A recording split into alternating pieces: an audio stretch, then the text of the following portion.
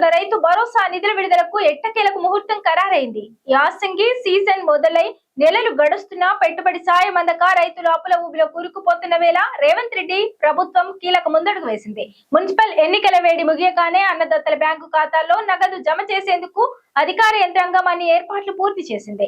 తెలంగాణలో ప్రస్తుతం మున్సిపల్ ఎన్నికల హడావిడి నడుస్తోంది. ఫిబ్రవరి 11న పోలింగ్ జరగనుండగా 13వ తేదీన ఫలితాలు వెలువడనున్నాయి. ఈ నేపథ్యంలో ఎన్నికల కోడ్ కౌంటింగ్ ప్రక్రియ ముగిసిన వెంటనే ప్రభుత్వం రైతు భరోసా నిధులను విడుదల చేయాలని నిర్ణయించింది. ఫిబ్రవరి 11న పోలింగ్ జరగనుండగా 13వ తేదీన ఫలితాలు వెలువడనున్నాయి. ఈ నేపథ్యంలో ఎన్నికల కోడ్ కౌంటింగ్ ప్రక్రియ ముగిసిన వెంటనే ప్రభుత్వం రైతు భరోసా నిధులను విడుదల చేయాలని నిర్ణయించింది. ఇప్పటికే వ్యవసాయ శాఖ అర్హులైన రైతుల జాబితాను సిద్ధం చేసింది.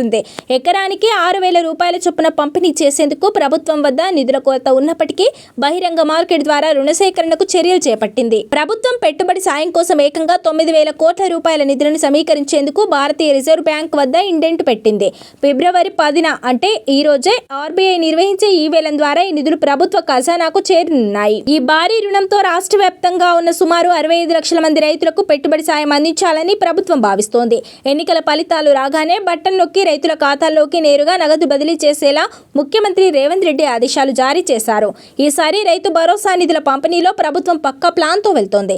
గతంలో పడావు భూములు, రియల్ ఎస్టేట్ వెంచర్లు, గుట్టలకు కూడా నిధులు అందేవని ఆరోపణలు ఉన్నాయి. దీనిని అరికట్టేందుకు ప్రభుత్వం అగ్రికల్చర్ యూనివర్సిటీ ద్వారా శాటిలైట్ సర్వే నిర్వహించింది.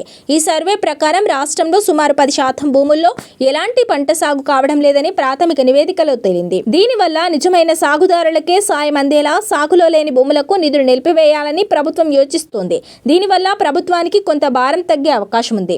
మొత్తానికి యాసంగి పంట చేతికి వచ్చే సమయంలోనైనా ప్రభుత్వం పెట్టుబడి సాయం విడుదల చేస్తుండటంతో రైతులు ఊపిరి పీల్చుకుంటున్నారు.